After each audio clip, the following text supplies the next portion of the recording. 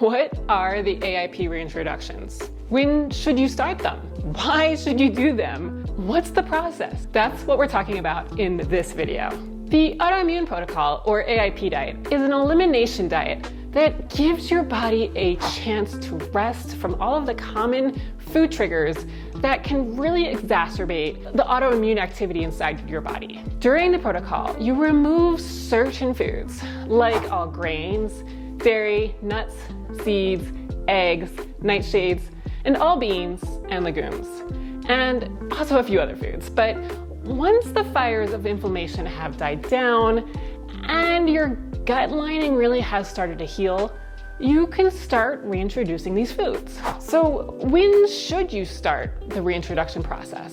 Usually you start somewhere between 30 and 90 days on the strict elimination protocol. And we typically say it's time to start reintroducing foods when you feel or see measurable improvement. And this could mean measurable improvement in your symptoms or your lab results. But please note that even if your lab tests are still showing a lot of activity, like a lot of autoantibodies, but yet you feel better, it's okay to reintroduce. If you've been on the protocol for 90 days and still aren't feeling better, it's most likely going to be because of something else, some other factor, like a gut infection such as SIBO or H. pylori, parasites, histamine intolerance, nutrient deficiencies or imbalances, or something else that really needs to be addressed. These should be addressed by a medical professional though, and they are outside the scope of this video. Also, these things are not going to be fixed by diet alone. Whatever you do though, do not remove even more foods in the hope that that may solve your problem, because it definitely will not. If you absolutely cannot afford to get medical help or are waiting to be seen, you can start reintroducing foods after 90 days anyway though. It's important to reintroduce foods after 90 days though, as while AIP can be sustained long-term, you're really missing out on a lot of nutrients that other foods outside of AIP can provide. Plus, many people that do stay on AIP longer term start to lose foods. This is for a variety of reasons, but one of the big reasons is because your gut bacteria really needs to have certain food sources. And if the beneficial gut flora doesn't get these food sources, they die off. This means that the diversity of your gut flora can no longer digest many of the foods that you eat. And unfortunately, AIP is already pretty restrictive. So a lot of people tend to stick with the same few foods on AIP that they like, and you're already on a restrictive diet. So you're further restricting yourself. Therefore, increasing the variety of foods is essential to long-term healing and increasing the chances that you're going to be able to reintroduce even more foods. Plus, it just makes life so much easier. You can have a lot more access to certain foods. Like even just a can of food that is made with citric acid as a preservative can be huge. And also opportunities for eating out, going out with friends, over other people's houses, traveling, all of those different things are so much easier with an expanded diet. And most importantly, please note that you still continue to heal after you start reintroducing foods. A lot of people are under the impression that healing magically stops the moment that you start the reintroduction process and stop the elimination process of AIP, but this is simply not true. You'll still continue to reduce inflammation, repair your gut lining, and regulate the whole entire amount of immune activity your body is doing as you bring new foods in. So what exactly are the AIP reintroductions?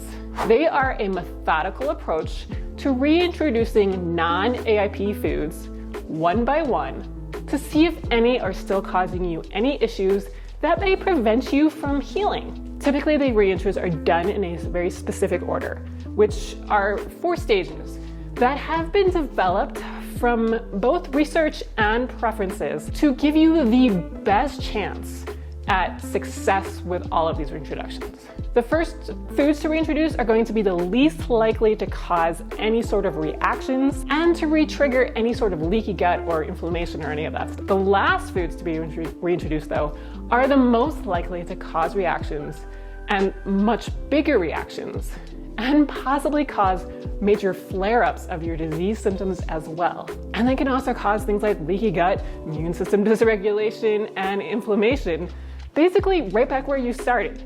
So you have to be very careful with the stage 4 ones. I have a cheat sheet of all of the specific foods to reintroduce and in what order in my freebie library if you're interested in that.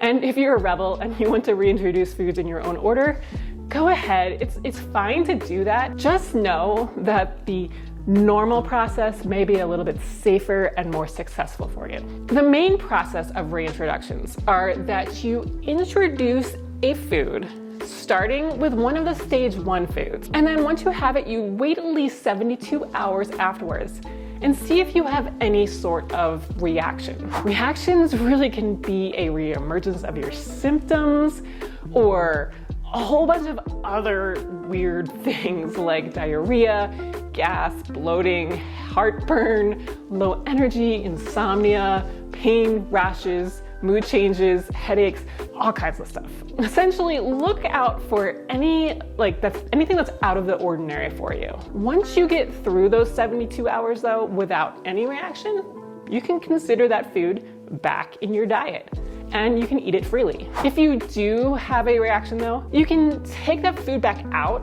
and wait 7 days to kind of let it clear from your system. And then you can try reintroducing another different food. If it's a minor reaction to that food, you can try to reintroduce that food again in a few weeks after you've had some more healing. But if it's a major reaction, you may want to go back to the elimination portion of AIP for just a little while, just to kind of heal.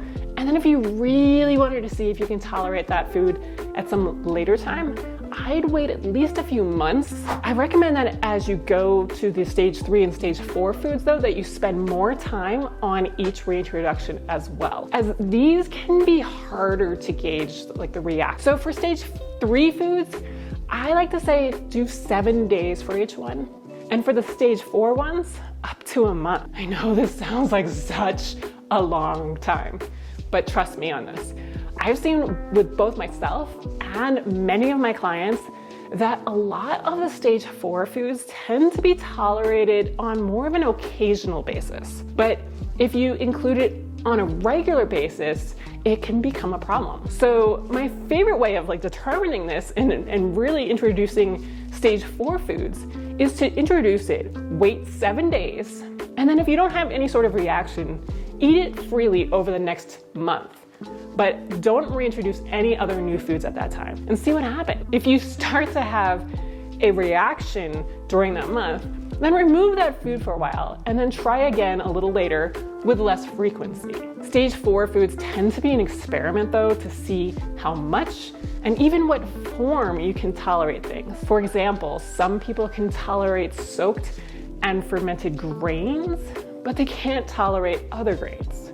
So take your time on this, it's worth it. And as I mentioned, you'll continue to heal.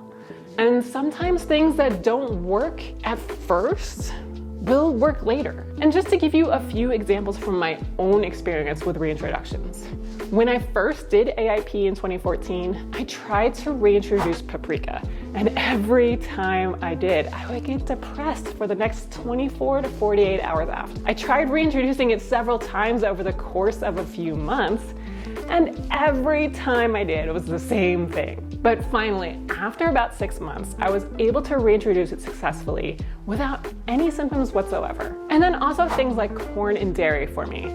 It's been now years that I've been trying, and I've found now that I can tolerate something like corn a few times a month. No more than that. And I can also tolerate it more on vacation, probably because I'm less stressed. And stress usually means less inflammation and a better ability to digest things. And this past summer, I was finally able to eat dairy ice cream with my kids a few times without any issues whatsoever. But if I try to have corn more than a few times in a month, I start to get heart palpitations, brain fog, tiredness, and joint pain, which are usually symptoms of my Hashimoto's. So I try not to eat corn much at all. But if I'm out at a movie theater, I'll eat some. Like I said, this is all a big experiment.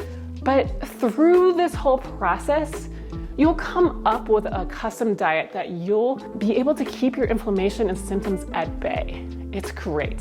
Now, one very common problem with AIP reintroductions is the fear of starting. If you've gotten to a place where you feel great and have a safe cocoon of foods that work for you, why the heck would you change that, right?